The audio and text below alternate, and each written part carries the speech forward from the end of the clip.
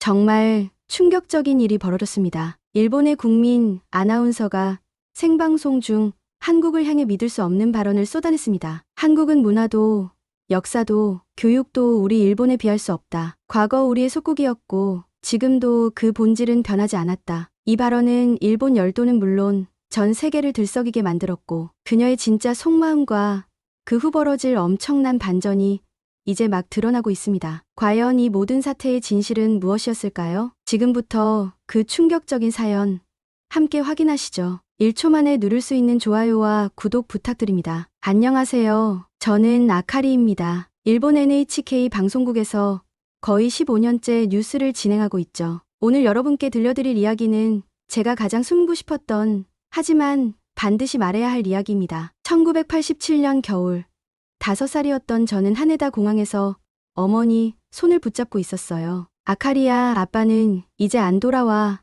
그때는 몰랐죠. 아버지가 한국 사람이었다는 것을요. 어린 시절 내내 아버지 사진은 집에 한 장도 없었습니다. 어머니는 아빠는 멀리 갔어 라고만 했어요. 어디로, 왜 갔는지는 절대 말해주지 않았죠. 친구들이 아버지 이야기를 할 때마다 저는 조용히 자리를 피했어요. 대학생이 되어 처음 만난 한국인 남성 김태준. 몇 달간 달콤한 연애를 했어요. 한국 음식을 같이 만들어 먹고 한국 드라마를 보며 웃었죠. 그해 여름 함께 부산 여행을 갔는데 첫날 밤 호텔에서 그가 돌변했습니다. 너 일본 여자지? 일본 여자들은 쉽다고 들었는데 저는 필사적으로 도망쳤어요. 그날 밤 혼자 울며 다짐했습니다. 나는 한국을 절대 믿지 않을 거야. 아버지에게 버림받은 상처와 그날의 트라우마가 하나가 되었어요. 한국은 제게 상처의 근원지가 되어버렸습니다. 대학 졸업 후 NH 입사했어요. 신입 기자 시절부터 유독 한반도 관련 뉴스에 관심을 보였습니다. 하지만 그 관심은 이해하려는 마음이 아니었어요. 한국의 부정적인 면을 찾아내고 싶었거든요. 제 상처를 정당화하고 싶었던 겁니다. 한국의 반일 시위 격화, 한국 관광 중 일본인 피해 사례 증가, 한일 관계 악화로 인한 경제적 손실 같은 기사들을 열심히 작성했어요. 선배들은 제 기사를 칭찬했죠. 아카리 씨는 한반도 정세를 정말 잘 파악하네요. 저는 우쭐해했습니다. 제가 객관적이고 전문적이라고 생각했거든요. 하지만 정말로는 객관적이지 않았어요. 저는 제 개인적인 상처를 뉴스라는 틀 안에 숨겨놓고 있었을 뿐이에요. 한국에 대한 부정적인 기사를 쓸 때마다 마음 한구석이 시원해지는 걸 느꼈습니다. 마치 복수하는 것 같았거든요. 10년이 흘렀어요. 저는 어느새 NH 간판 아나운서가 되어 있었습니다. 시청자들은 제 냉철하고 논리적인 분석을 신뢰했죠. 특히 한반도 관련 뉴스에서는 저를 최고 전문가로 여겼어요. 하지만 아무도 몰랐습니다. 제 전문성이라는 게 사실은 개인적인 원한에서 비롯된 거라는 걸 말이에요. 어머니가 걱정했어요. 아카리야, 딱딱해졌다. 저는 직업병이에요 라고 넘겼지만 사실은 한국에 대한 분노가 제 모든 감정을 얼려버린 거였어요.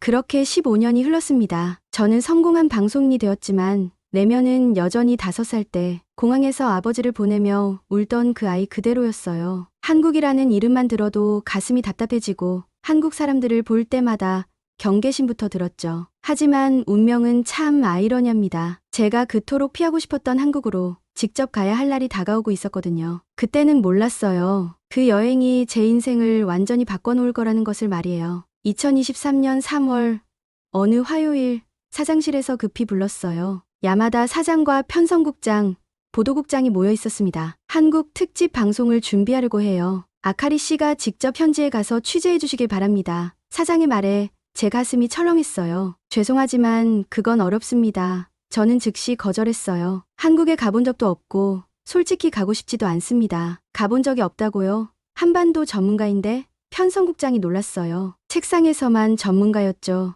제가 씁쓸하게 답했습니다. 시청률이 계속 떨어지고 있어요. 이번 한국 특집은 회사 차원에서 매우 중요한 프로젝트입니다. 라마다 사장의 표정이 굳어졌어요. 거절하기가 점점 어려워졌습니다. 게다가 최근 정부에서도 한일 문화교류 확대를 추진하고 있어요. 공영방송으로서 우리도 그 흐름에 맞춰야 합니다. 보도국장이 덧붙였어요. 저는 마음속으로 한숨을 쉬었습니다. 이렇게 되면 거절하기가 정말 힘들어져요. 야마다 사장이 최후 통첩을 날렸어요. 아카리 씨, 5년간 한국에 대해 보도해왔는데 한 번도 직접 가보지 않았다는 게 오히려 이상하지 않나요? 그 말이 가슴에 꽂혔습니다. 맞는 말이었거든요. 저는 잠시 침묵했어요. 마음속으로는 온갖 핑계를 찾고 있었지만 모든 핑계가 너무 뻔해 보였습니다. 얼마나 갈 예정인가요? 제가 조심스럽게 물었어요. 일주일 정도요. 서울, 부산, 경주를 돌면서 역사, 문화, 현대사회 이렇게 세 파트로 나눠서 취재하면 됩니다. 편성국장이 대답했죠. 저는 부산이라는 말에 또다시 그날의 악몽이 떠올랐어요. 김태준과의 끔찍했던 기억이 다시 살아났습니다. 부산은 꼭 가야 하나요? 제가 물었지만 이미 답은 정해져 있었어요. 물론이죠. 부산은 한국의 관문이고 일본과 가장 가까운 도시잖아요. 야마다 사장이 말했어요. 저는 속으로 끝났다고 생각했습니다. 결국 저는 고개를 끄덕였어요. 알겠습니다. 가보겠습니다. 더 이상 거절할 명분이 없었거든요. 하지만 제 목소리에는 전혀 의욕이 없었어요. 좋습니다. 다음 주부터 준비에 들어가죠.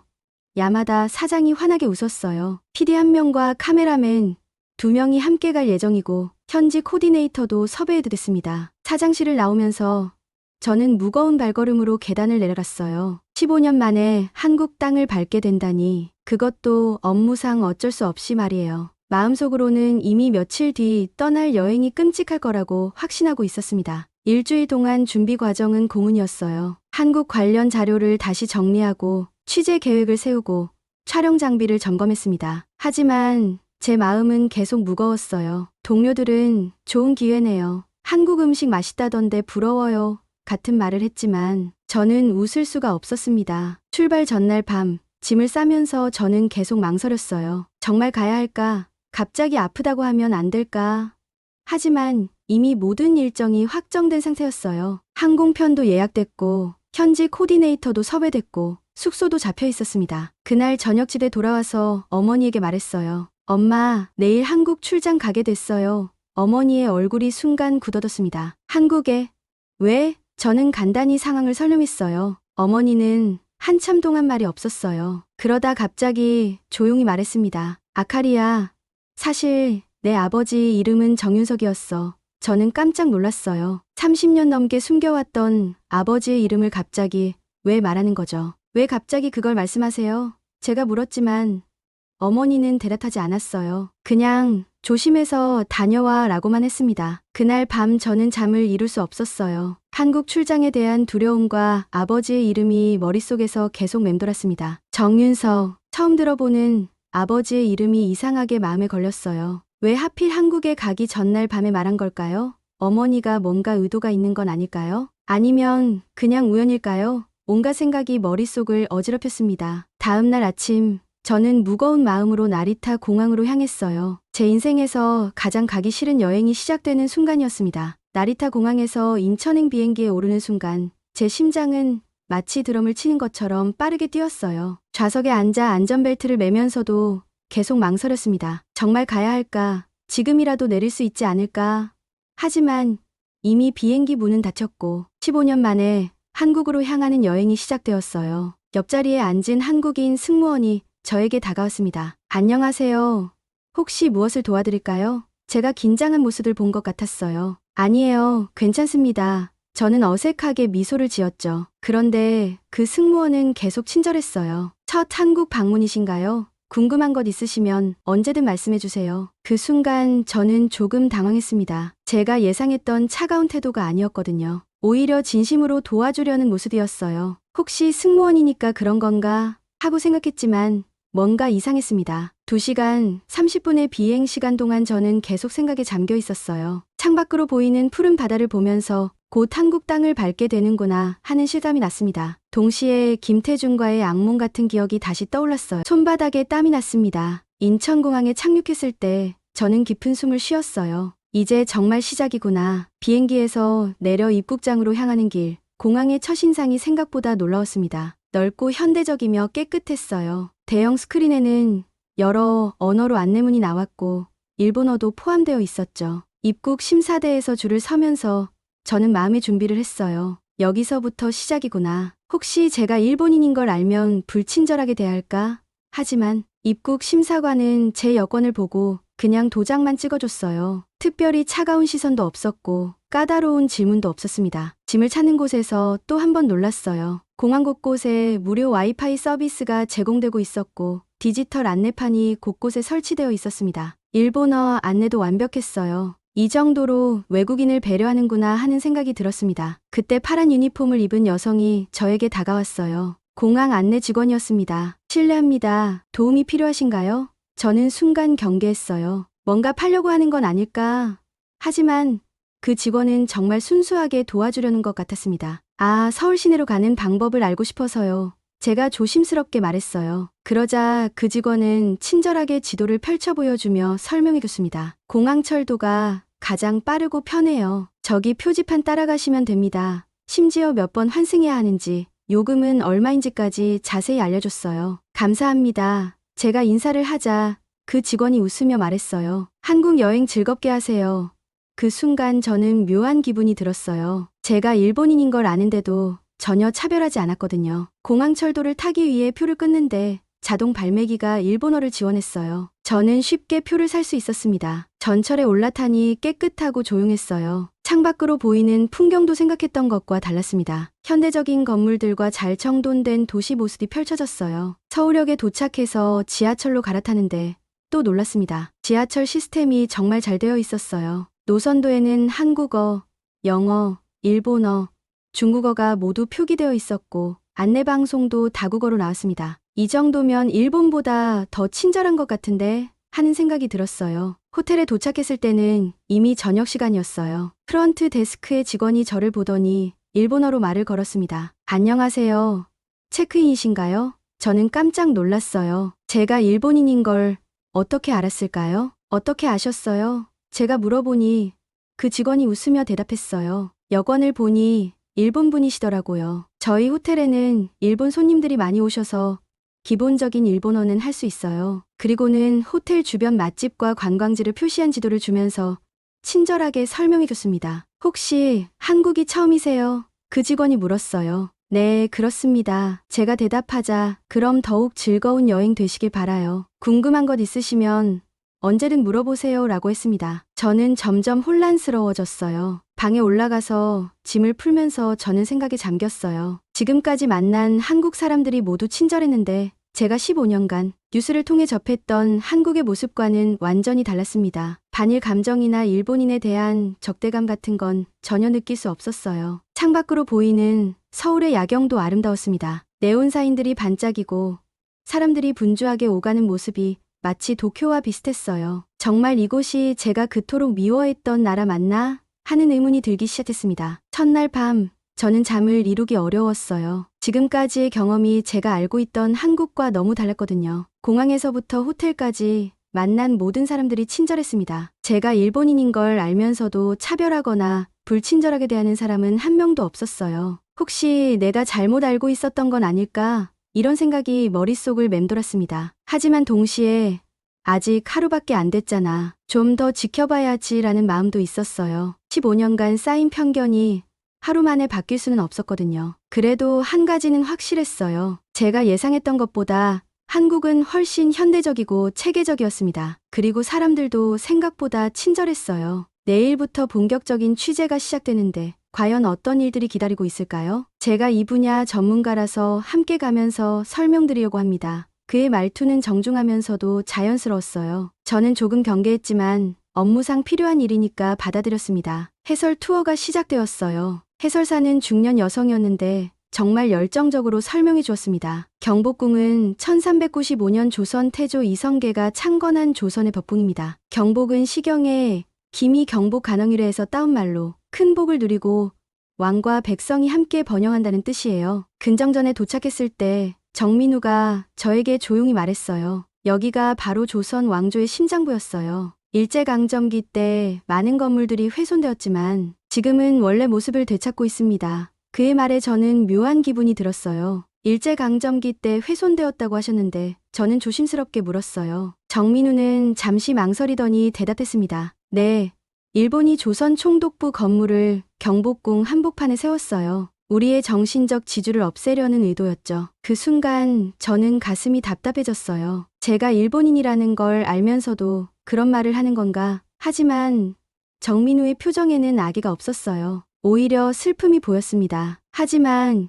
이제는 많이 복원됐어요. 정민우가 빨리 화제를 바꿨어요. 아카리 씨도 보시다시피 지금의 경복궁은 정말 아름답잖아요. 그는 제 기분을 배려하려는 것 같았습니다. 창덕궁으로 이동하는 길에서 정민우와 더 많은 대화를 나눴어요. 그는 서울대학교에서 한국사를 전공했고 문화재청에서 10년째 일하고 있다고 했습니다. 저는 어릴 때부터 역사에 관심이 많았어요. 특히 궁궐 건축에 대해 공부했죠. 창덕궁에 도착했을 때 정민우가 설명해 주었어요. 창덕궁은 1405년 태종이 세운 궁궐이에요. 경복궁과 달리 자연지형에 맞춰 자유롭게 배치되어 있어서 더 자연스러운 아름다움을 가지고 있습니다. 1997년에 유네스코 세계문화유산으로 등재되기도 했어요. 창덕궁을 걸으면서 저는 정민우의 해박한 지식에 놀랐어요. 그는 각 건물의 역사와 건축 양식, 심지어 왕들의 일화까지 재미있게 들려줬습니다. 인정전에서는 왕의 즉위식이 열렸어요. 선조, 광해군, 인조 등 많은 왕들이 여기서 즉위했죠. 후원으로 가는 길에서 정민우가 갑자기 물었어요. 아카리 씨는 한국이 처음이신가요? 네, 그렇습니다. 제가 대답하자 그가 의외의 반응을 보였어요. 정말요? 한국어를 너무 잘하셔서 한국에 오신 적이 있는 줄 알았는데요. 어머니가 한국어를 조금 가르쳐 주셔서요. 저는 애매하게 대답했어요. 아버지 이야기는 하고 싶지 않았거든요. 정민우는 더 이상 묻지 않았습니다. 부용지에 도착했을 때 정민우가 벤치에 앉자고 제안했어요. 여기서 잠시 쉬면서 이야기해요. 촬영도 쉬시고요. 카메라맨들이 잠시 장비를 정리하는 동안 저와 정민우는 연못을 바라보며 앉았어요. 한국은 어떠세요? 정민우가 조심스럽게 물었어요. 생각보다 좋네요. 저는 솔직하게 대답했습니다. 사실 오기 전에는 걱정이 많았어요. 어떤 걱정이요? 그가 관심 있게 물었어요. 저는 잠시 망설였다가 말했어요. 일본에서는 한국 사람들이 일본인을 좋아하지 않는다고 들었거든요. 그래서 냉대받을까봐 걱정했어요. 정민우는 씁쓸하게 웃었습니다. 그런 분들도 있겠지만 대부분은 그렇지 않아요. 과거는 과거고 지금은 지금이니까요. 정민우 씨는 일본에 대해 어떻게 생각하세요? 저는 용기를 내서 물었어요. 정민우는 한참 생각하더니 대답했습니다. 복잡해요. 역사적으로는 아픈 기억이 있지만 지금의 일본은 다르다고 생각해요. 특히 일본 문화는 정말 좋아해요. 애니메이션이나 음악 같은 거요. 그의 솔직한 대답에 저는 조금 놀랐어요. 생각보다 균형 잡힌 시각을 가지고 있었거든요. 아카리 씨 같은 분이 한국에 와서 좋은 기사를 써주시면 양국 관계에 도움이 될 것 같아요. 정민우가 진심으로 말했어요. 그때 저는 이상한 감정을 느꼈어요. 이 사람과 함께 있으면 마음이 편해졌거든요. 15년간 한국에 대해 가졌던 적대감이 조금씩 누그러지는 것 같았습니다. 정민우는 제가 생각했던 전형적인 한국 남성과는 달랐어요. 내일은 어디로 가시나요? 정민우가 물었어요. 내일은 자유시간이에요. 개인적으로 돌아다닐 예정입니다. 제가 대답하자 정민우가 제안했어요. 그럼 제가 서울 구경시켜드릴까요? 관광 가이드북에 없는 진짜 서울을 보여드리고 싶어요. 저는 잠시 망설였어요. 업무가 아닌 개인적인 만남이었거든요. 하지만 묘하게 그와 더 많은 시간을 보내고 싶었습니다. 좋아요. 그럼 내일 만나요. 저는 그렇게 대답했어요. 그날 저녁 호텔로 돌아가면서 저는 오늘 하루를 되돌아봤어요. 경복궁과 창덕궁의 아름다움도 인상적이었지만 정민우라는 사람이 더 기억에 남았습니다. 그는 제가 만난 첫 번째 한국 남성이었어요. 15년 전 김태중과는 완전히 달랐습니다. 아버지의 이름 정윤석이 다시 떠올랐어요. 왜 어머니가 갑자기 그 이름을 말했을까요? 그리고 정민우라는 이름에서 왜 낯익은 느낌이 들었을까요? 뭔가 연결고리가 있는 건 아닐까 하는 생각이 들었지만 확신할 수는 없었어요. 하지만 한 가지는 확실했습니다. 오늘 하루 동안 제 마음속 어딘가가 조금씩 변하고 있다는 것을요. Chapter 5 서대문영무소에서 울다. 셋째 날 아침 정민우와 약속한 대로 만났어요. 그는 오늘은 조금 무거운 곳을 가볼까 해요라고 말했습니다. 서대문영무소 역사관이에요. 한국의 아픈 역사를 알 수 있는 곳이죠. 저는 조금 망설였어요. 일제강점기 관련 장소라면 저에게는 부담스러울 수밖에 없었거든요. 하지만 취재 목적도 있고 정민우가 제안한 것이니 거절할 수도 없었습니다. 좋아요. 가봅시다. 지하철을 타고 독립문역으로 향하는 길, 정민우가 조심스럽게 말했어요. 아카리 씨, 오늘 보시게 될 것들이 좀 충격적일 수도 있어요. 괜찮으시겠어요? 저는 고개를 끄덕였지만 마음속으로는 불안했습니다. 서대문영무 소역사관에 도착했을 때 붉은 벽돌로 지어진 건물들이 우르를 맞았어요. 1908년부터 1987년까지 80여 년간 운영되었던 서대문영무소를 보존한 곳이었습니다. 서대문형무소는 높은 담장과 철조망이 여전히 위압적이었어요. 입구에서 표를 끊고 들어가니 첫 번째로 보인 것은 형무소의 축소 모형이었어요. 정민우가 설명해 주었습니다. 여기에 수많은 독립운동가들이 갇혀 있었어요. 유관순 열사, 백범 김구 선생, 만해 한용운 선생 같은 분들 말이에요. 민족저항실에 들어갔을 때 저는 벽에 걸린 사진들을 보고 충격을 받았어요. 1915년 찍힌 경복궁에 일장기가 걸린 사진이 있었습니다. 일본이 한국 지배를 기념하고 조선에 대한 식민 통치를 정당화하려는 행위였다는 설명이 적혀 있었어요. 이런 걸 보면 어떤 기분이세요? 정민우가 조심스럽게 물었어요. 저는 할 말을 찾을 수 없었습니다. 부끄러움과 죄책감이 동시에 밀려왔거든요. 미안해요 라고 말하고 싶었지만 그것도 이상했어요. 제가 직접 한 일은 아니니까요. 고문실을 보았을 때는 정말 충격이었어요. 실제 고문을 하는 사람과 받는 사람이 마네킹 모형으로 재현되어 있었고 가장 잔인하다고 생각한 것은 손톱 찌르기 고문이었습니다. 정민우가 설명했어요. 이런 고문을 견디면서도 끝까지 나라를 사랑했던 분들이에요. 여옥사에 도착했을 때 정민우가 유관순 열사에 대해 자세히 설명해 주었어요. 유관순, 잠깐만요. 그가 사진을 찾더니 저에게 보여줬어요. 이분이 정윤석 선배님이에요. 사진 속에는 50대 중반의 남성이 웃고 있었어요. 저는 그 얼굴을 보는 순간 가슴이 철렁했습니다. 낯익은 듯하면서도 낯선 얼굴이었어요. 어떠세요? 닮았나요? 정민우가 조심스럽게 물었어요. 저는 사진을 자세히 들여다봤습니다. 눈썹 모양이나 코라인이 저와 비슷했어요. 닮은 것 같아요. 특히 눈이. 제 목소리가 떨렸습니다. 정민우가 계속 설명했어요. 선배님은 1980년대 초에 일본으로 건너가서 무역업을 하셨어요. 그때 아카리 씨 어머니를 만나신 거죠. 결혼도 하시고 딸도 태어났는데 1987년에 갑자기 한국으로 돌아오셨어요. 왜 돌아오셨을까요? 저는 평생 궁금했던 질문을 했어요. 정민우는 잠시 망설이더니 대답했습니다. 사업이 어려워졌다고 하시더라고요. 그리고 일본에서 차별을 많이 당하셨대요. 제1교포에 대한 시선이 곱지 않았던 시절이니까요. 저는 그제서야 이해가 되기 시작했어요. 아버지가 저희를 버린 게 아니라 어쩔 수 없는 상황이었던 거죠. 그럼 아버지는 지금 어디에 계세요? 부산에 계세요. 작은 수산업체를 운영하고 계셔요. 정민우가 말했어요. 혼자 사세요. 재혼은 안 하셨어요. 아직도 아카리 씨와 어머니 생각을 많이 하세요. 그 말을 듣는 순간 저는 울컥했어요. 30년 넘게 아버지를 원망했는데 아버지도 저만큼 아파했던 거였어요. 선배님과는 어떻게 알게 되셨어요? 대학교 동아리 선후배 사이예요. 저는 서울대 사학과 94학번이고 선배님은 85학번이셨어요. 역사연구회에서 만났죠. 정민우가 설명했어요. 선배님이 일본에서 돌아오신 후로도 가끔 연락하고 지냈어요. 그럼 정민우 씨가 저와 함께 다니면서 저는 갑자기 깨달았어요. 혹시 처음부터 제가 누군지 알고 계셨나요? 정민우는 잠시 당황하더니 고개를 끄덕였어요. 죄송해요. 어제 경복궁에서 처음 배웠을 때부터 알아봤어요. 선배님이 딸 이야기를 워낙 많이 하셔서 이름도 아카리라고 하셨고 NH 일한다고도 하셨거든요. 저는 복잡한 기분이 들었어요. 기쁘기도 하고 당황스럽기도 했습니다. 그럼 왜 처음부터 말씀하지 않으셨어요? 어떻게 말해야 할지 몰랐어요. 정민우가 솔직하게 대답했어요. 갑자기 당신 아버지를 안다고 하면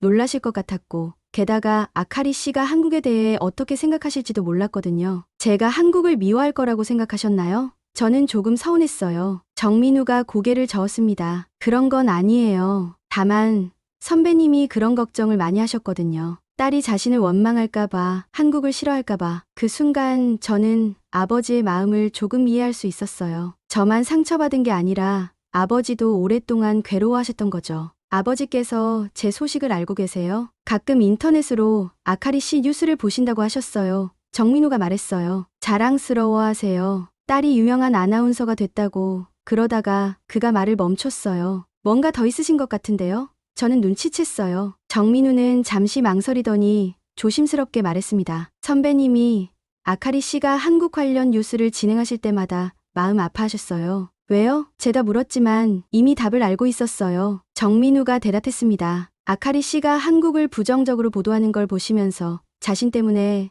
딸이 한국을 미워하게 됐다고 자책하셨거든요. 저는 가슴이 아팠어요. 제가 15년간 해온 보도들이 아버지에게 얼마나 큰 상처를 주었을지 상상만 해도 견디기 어려웠어요. 아버지를 만날 수 있을까요? 정민우의 얼굴이 밝아졌어요. 정말요? 만나고 싶으세요? 네, 꼭 만나고 싶어요. 저는 확신에 찬 목소리로 대답했어요. 30년 넘게 못다 한 이야기가 너무 많아요. 그럼 제가 연락드려 볼게요. 정민우가 핸드폰을 들었어요. 지금 연락하셔도 돼요? 저는 조금 긴장했어요. 갑작스럽게 연락 받으시면 아버지도 놀라실 것 같았거든요. 정민우가 전화를 걸었어요. 선배님, 저 정민우예요. 네, 안녕하세요. 사실 지금 특별한 사람과 함께 있어요. 그가 저를 보며 미소를 지었어요. 아카리 씨요? 네, 선배님 따님. 전화 너머로 아버지의 놀란 목소리가 들렸어요. 정민우가 계속 말했습니다. 아카리 씨가 취재차 한국에 오셨는데 우연히 만나게 됐어요. 네, 정말이에요. 만나고 싶어 하세요. 정민우가 저에게 전화기를 건넸어요. 아버지와 직접 통화해보세요. 저는 떨리는 손으로 전화기를 받았습니다. 30년 만에 듣는 아버지의 목소리였어요. 아카리야, 정말 너냐? 아버지의 목소리는 떨리고 있었어요. 저도 눈물이 나올 것 같았습니다. 네, 아빠, 저예요. 오랫동안 하지 못했던 아빠라는 호칭이 너무 어색했어요. 아빠가 미안하다. 너를 두고 온 게 아버지가 울먹이는 소리가 들렸어요. 저도 더 이상 참을 수 없었습니다. 아빠도 많이 힘드셨죠? 이제 알 것 같아요. 내일 서울로 올라갈게. 너를 보고 싶다. 말했어요. 아니에요. 제가 부산으로 갈게요. 저는 먼저 제안했어요. 아빠가 계신 곳을 보고 싶어요. 그렇게 저는 예정에 없던 부산행을 결정했어요. 정민우가 제가 함께 가도 될까요? 라고 물었고 저는 고개를 끄덕였습니다. 이 모든 일의 연결고리가 된 사람이니까 함께하는 게 맞는 것 같았어요. 그날 밤 호텔에서 저는 잠들지 못했어요. 내일이면 30년 만에 아버지를 만나게 됩니다. 어떤 기분일까요? 어떤 이야기를 나눌까요? 그리고 정민우, 그는 단순히 아버지와 저를 연결해준 사람 이상의 의미를 갖기 시작했어요. 한국에 온 지 사흘 만에 제 인생이 완전히 바뀌고 있었습니다. 부산에서 아버지와의 재회는 눈물바다였어요. 30년의 공백이 한순간에 메워지는 건 아니었지만 서로에 대한 그리움과 미안함을 확인할 수 있었습니다. 아버지는 제가 생각했던 것보다 훨씬 많이 늙어 계셨고 저에 대한 죄책감으로 평생을 살아오셨더라고요. 아카리야, 내가 TV에서 한국 이야기할 때마다 가슴이 아팠다. 아버지가 말씀하셨어요. 내 때문에 내가 한국을 미워하게 됐구나 싶어서 저는 아버지의 손을 꼭 잡았어요. 이제 다 이해해요, 아빠. 그리고 앞으로는 달라질 거예요. 정민우는 저희 부녀의 재회를 조용히 지켜봐 주었어요. 가끔 아버지와 대학 시절 이야기를 나누면서 분위기를 부드럽게 만들어주기도 했죠. 그 모습을 보면서 저는 그에게 더욱 고마움을 느꼈어요. 이틀간의 부산 여행을 마치고 서울로 돌아온 저는 큰 결심을 했어요. 일본으로 돌아가서 제가 지금까지 경험한 것들을 솔직하게 방송에서 말하기로 한 거죠. 더 이상 거짓된 편견을 퍼뜨릴 수는 없었거든요. 공항에서 정민우와 작별 인사를 나눴어요. 정민우 씨, 정말 고마워요. 아니, 이제 그냥 민우라고 불러도 될까요? 그가 미소를 지으며 고개를 끄덕였어요. 저도 아카리 씨, 아니, 아카리라고 부를게요. 일본에 돌아가서 뭘 하실 거예요? 민우가 물었어요. 진실을 말할 거예요. 제가 여기서 본 것, 느낀 것들을 모두 말할 거예요. 저는 확신에 찬 목소리로 대답했어요. 시청자들이 받아들일까요? 민우가 걱정스럽게 물었어요. 모르겠어요. 하지만 언론인으로서 해야 할 일이에요. 저는 그의 손을 잡았어요. 그리고 민우 덕분에 용기를 낼 수 있었어요. 나리타 공항에 도착했을 때 저는 일주일 전과는 완전히 다른 사람이 되어 있었어요. 한국에 대한 편견은 사라졌고 아버지와의 관계도 회복됐으며 무엇보다 민우라는 소중한 사람을 만났습니다. 다음 날 방송국에 출근했을 때 동료들이 물어봤어요. 한국 어땠어요? 취재 잘 됐어요? 저는 간단히 네, 생각보다 좋았어요. 대답했어요. 아직 구체적으로 말할 준비가 안 됐거든요. 일주일 동안 저는 한국에서 찍은 영상들을 편집하고 방송 원고를 준비했어요. 하지만 기존에 계획했던 내용과는 완전히 달라졌습니다. 객관적인 문화 소개가 아니라 제 개인적인 변화와 깨달음을 중심으로 구성하기로 했어요. 야마다 사장에게 원고를 보여드렸을 때 그의 반응은 예상 밖이었어요. 아카리 씨, 이건 너무 개인적이지 않나요? 시청자들이 원하는 건 객관적인 정보 아닌가요? 사장님, 저는 15년간 객관적이라고 생각하며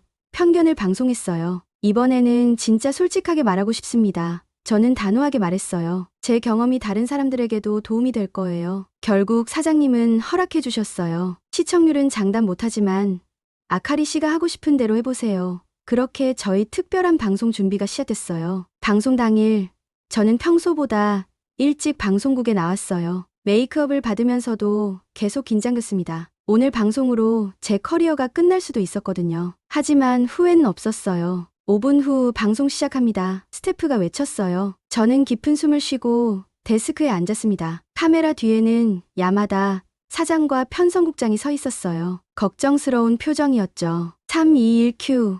붉은 불이 켜졌어요. 저는 평소와 같이 미소를 지으며 말을 시작했습니다. 안녕하세요. 아카리입니다. 오늘 밤 뉴스에 앞서 개인적인 이야기를 나누고 싶어서 이 자리에 섰습니다. 시청자들은 갑작스러운 도입부에 놀랐을 거예요. 저는 계속 말했어요. 지난주 저는 한국을 다녀왔습니다. 취재를 위해서였죠.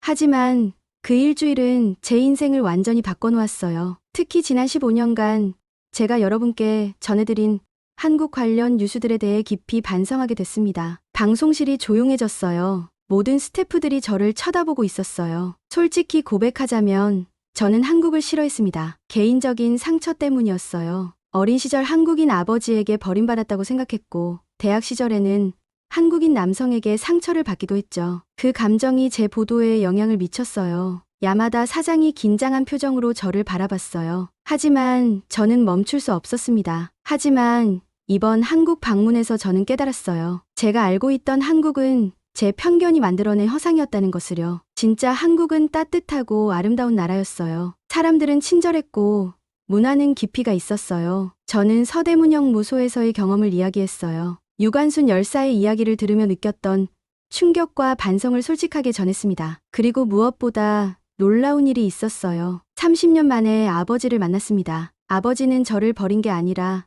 어쩔 수 없는 상황에서 떠나셨던 거였어요. 지금까지 저만큼 아파하고 계셨더라고요. 제 목소리가 떨렸어요. 하지만 계속 말했습니다. 언론인으로서 제가 저질렀던 가장 큰 실수는 편견을 객관성으로 포장했다는 거예요. 제대로 알지도 못하면서 선입견만으로 보도했던 거죠. 이는 시청자 여러분께 큰 죄를 지은 일이에요. 방송실 밖에서 전화벨이 울리기 시작했어요. 시청자들의 반응이 시작된 거죠. 우리가 믿고 있는 것이 모두 진실은 아닙니다. 저는 그곳에서 제 아버지와 그리고 제 자신을 만났어요. 앞으로는 더 신중하게, 더 정확하게 보도하겠습니다. 그리고 가능하다면 한일 관계 개선에 조금이라도 도움이 되고 싶어요. 저는 깊은 숨을 쉬었어요. 긴 시간 들어주셔서 감사합니다. 이제 오늘의 뉴스를 시작하겠습니다. 방송이 끝난 후 방송실은 정말 조용했어요. 모든 사람들이 어떻게 반응해야 할지 모르겠다는 표정이었어요. 야마다 사장이 저에게 다가왔습니다. 아카리 씨,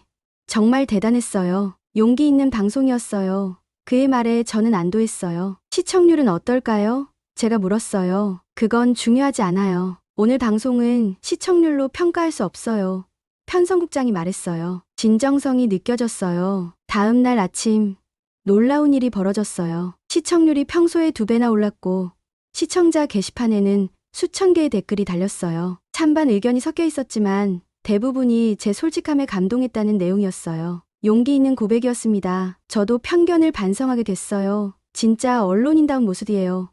같은 댓글들이 올라왔어요. 물론 비판적인 댓글도 있었지만 생각보다 많지 않았어요. 그날 저녁 민우에게서 전화가 왔어요. 아카리, 방송 봤어요. 정말 대단했어요. 그의 목소리에서 자랑스러움이 느껴졌어요. 한국에서도 화제가 됐어요. 인터넷 뉴스에도 나왔고요. 정말요? 한국에서도 알려졌다고요? 저는 놀랐어요. 네. 일본 아나운서의 솔직한 고백이라는 제목으로 기사가 나왔어요. 댓글 반응도 좋아요. 그 순간 저는 뿌듯함을 느꼈어요. 제 작은 용기가 양국 사람들에게 긍정적인 영향을 미쳤다는 게 믿어지지 않았거든요. 언론인으로서 이보다 더 큰 보람은 없을 것 같았어요. 그 방송 이후 6개월이 흘렀어요. 제 인생은 정말 많이 변했습니다. 한국 관련 보도를 할 때마다 더욱 신중해졌고 양국 관계 개선에 도움이 되는 내용들을 찾아서 다뤘어요. 시청자들의 반응도 놀라울 정도로 좋았습니다. 무엇보다 민우와의 관계가 깊어졌어요. 처음에는 화상통화로 안부를 묻는 정도였는데 점점 더 자주 연락하게 됐고 서로의 일상을 공유하게 됐습니다. 그와 이야기할 때면 마음이 편안해졌어요. 아카리, 다음 달에 또 한국 올 수 있어요? 어느 날 민우가 물었어요. 사실 제안하고 싶은 일이 있어서요. 무슨 일인데요? 저는 호기심이 생겼어요. 한일 문화 교류에 관한 다큐멘터리를 만들어 보면 어떨까 해서요. 일본과 한국이 공동으로 제작하는 거죠. 아카리가 일본 측 진행을 맡고 저는 한국 측 자료 조사를 담당하는 거예요. 그 제안을 들었을 때 저는 가슴이 뛰었어요. 단순히 좋은 프로젝트라서가 아니라 민유와 함께 의의 있는 일을 할 수 있다는 기대감 때문이었어요. 정말 좋은 아이디어네요. 야마다 사장에게 제안했을 때 그는 즉시 승낙했어요. 아카리 씨 덕분에 우리 방송국 이미지가 많이 좋아졌어요. 이번 다큐멘터리도 기대되네요.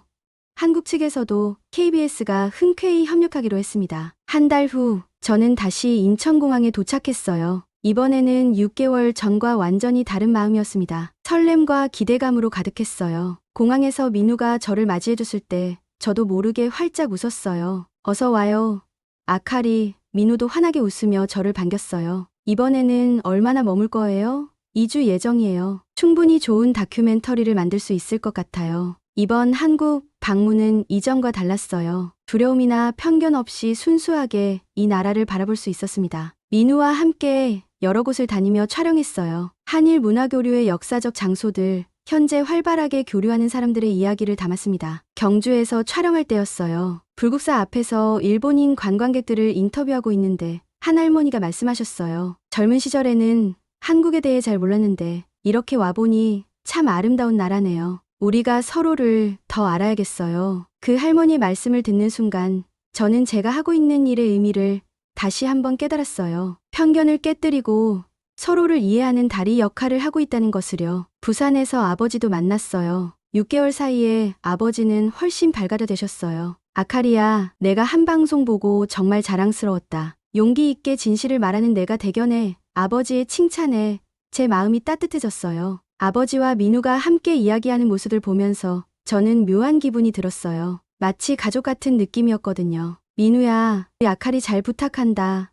아버지가 농담조로 말씀하셨을 때 저는 얼굴이 빨개졌어요. 그날 밤 부산 바다를 바라보며 민우와 산책했어요. 아카리, 한국에 대한 생각이 완전히 바뀌었죠? 민우가 물었어요. 네, 정말 많이 바뀌었어요. 모든 게 민우 덕분이에요. 저도 아카리 덕분에 많이 배웠어요. 민우가 말했어요. 편견 없이 바라보는 시각이 얼마나 중요한지 알게 됐어요. 우리는 잠시 조용히 파도 소리를 들으며 걸었어요. 아카리, 민우가 갑자기 걸음을 멈춰섰어요. 뭐예요? 저도 멈춰서서 그를 바라봤어요. 민우는 잠시 망설이더니 말했어요. 저 아카리를 좋아해요. 처음 만났을 때부터 제 심장이 빠르게 뛰기 시작했어요. 사실 저도 민우에게 특별한 감정을 느끼고 있었거든요. 저도 민우를 좋아해요. 제가 작은 목소리로 대답했어요. 민우가 제 손을 잡았어요. 국경을 넘나드는 관계가 쉽지는 않을 거예요. 하지만 우리가 함께 극복해 나갈 수 있을 것 같아요.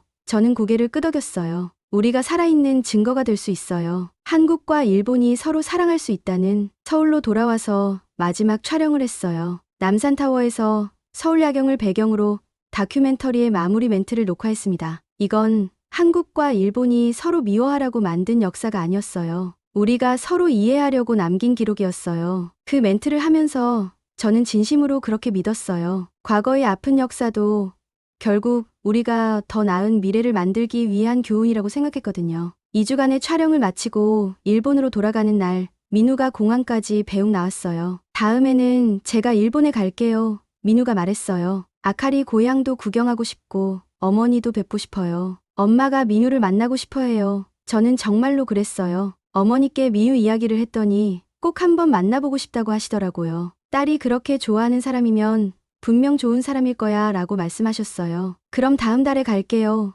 민우가 약속했어요. 이번에는 제가 일본에 대한 편견을 깨뜨릴 차례예요. 우린 웃으며 작별 인사를 나눴어요. 도쿄로 돌아와서 다큐멘터리 편집 작업에 들어갔어요. 한국에서 촬영한 영상들을 보면서 저는 제가 얼마나 많이 변했는지 실감했어요. 6개월 전만 해도 상상할 수 없었던 일들이었거든요. 다큐멘터리가 방송된 날 시청률은 그해 최고를 기록했어요. 시청자들의 반응도 뜨거웠습니다. 한국에 대한 인식이 바뀌었어요. 두 나라가 정말 가까워질 수 있다는 희망이 생겼어요. 같은 댓글들이 쏟아졌어요. 한국에서도 마찬가지였어요. 민우가 보내준 기사들을 보니 한국 시청자들도 비슷한 반응을 보였더라고요. 일본을 새롭게 보게 됐다. 편견을 버리고 진짜 일본을 알고 싶다 같은 댓글들이 많았어요. 그날 밤 민우와 화상 통화를 했어요. 우리가 해냈네요. 민우가 뿌듯해했어요. 작은 시작이지만 분명 의미가 있을 거예요. 저도 그렇게 생각했어요. 아카리, 우리가 만든 건 단순한 다큐멘터리가 아니에요. 민우가 말했어요. 우리 자신의 이야기이기도 하죠. 편견을 극복하고 서로를 사랑하게 된 이야기요. 3개월 후 민우가 약속대로 일본에 왔어요. 어머니와의 첫 만남은 조금 어색했지만 금세 친해지셨어요. 정말 좋은 사람이네. 어머니가 나중에 말씀하셨어요. 아카리가 변한 이유를 알겠어. 민우와 함께 도쿄를 구경시켜주면서 저는 또 다른 기쁨을 느꼈어요. 제가 사랑하는 사람이 제 고향을 좋아해준다는 것, 그리고 그를 통해 일본을 새롭게 바라볼 수 있다는 것이 행복했어요. 1년 후 저희는 결혼을 발표했어요. 한일 부부가 되는 것에 대한 우려도 있었지만 오히려 많은 사람들이 축하해 주었습니다. 아카리 씨와 민우 씨처럼 우리도 서로를 이해해야겠어요. 라는 메시지들을 받았을 때 저는 정말 뿌듯했어요. 지금 저는 한 달에 한 번씩 한국과 일본을 오가며 살고 있어요. 두 나라의 문화교류 프로그램을 기획하고 진행하는 일을 하고 있죠. 언론인에서 문화교류 전문가로 제 역할이 바뀌었지만 더 의미 있는 일을 하고 있다고 생각해요. 최근에는 한일 청소년 교류 프로그램을 만들어서 운영하고 있어요. 젊은 세대들이 편견 없이 서로를 만날 수 있는 기회를 제공하고 있습니다. 프로그램에 참여한 학생들이 처음에는 무서웠는데 만나보니 똑같은 사람들이네요 라고 말할 때면 가슴이 뿌듯해요. 어제는 아버지에게서 연락이 왔어요. 아카리야, 너를 보면서 희망을 느낀다. 과거의 상처를 이렇게 아름다운 이야기로 바꿀 수 있구나. 아버지의 말씀에 저는 눈물이 났어요. 정말로 과거의 상처가 지금의 축복이 되었어요. 한국에 대한 미움이 사랑으로 바뀌었고 아버지와의 관계도 회복됐으며 무엇보다 민우라는 사랑하는 사람을 만났습니다. 오늘 밤 다시 남산타워에 올라왔어요. 민우와 함께요. 1년 전 이곳에서 다큐멘터리 마지막 촬영을 했을 때와는 또 다른 감정이에요. 그때는 희망이었다면 지금은 확신이에요. 아카리, 후회 없어요? 민우가 물었어요. 전혀요. 저는 확신의 참 목소리로 대답했어요. 이게 제 진짜 인생의 시작인 것 같아요. 서울의 야경을 바라보며 저는 생각했어요. 가장 위대한 여행은 바다를 건너 다른 나라로 가는 것이 아니었어요. 제가 알고 있다고 생각했던 것과 진실 사이의 거리를 건너는 것이었죠. 편견의 감옥에서 이해의 자유로 나오는 것이었어요. 그리고 이제 저는 확신해요. 한국과 일본, 우리는 모두 같은 하늘 아래 꿈꾸는 사람들이라는 것을요. 언어는 달라도 국경은 있어도 마음만은 하나가 될 수 있다는 것을요. 진짜 아침이 왔어요. 편견의 어둠을 걷어낸 맑고 밝은 아침이요.